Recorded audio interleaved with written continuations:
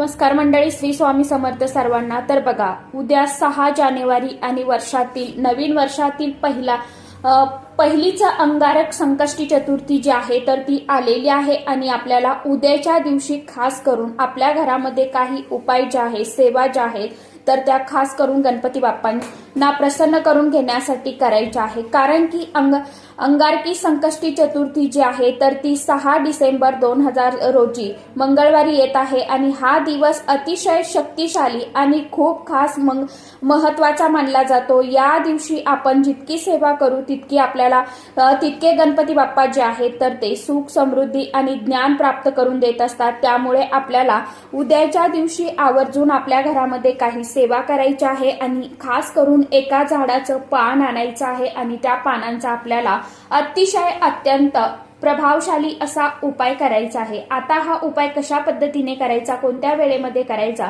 याविषयीची संपूर्ण माहिती असलेला व्हिडिओ मी आपल्या चॅनलवरती अपलोड केला आहे।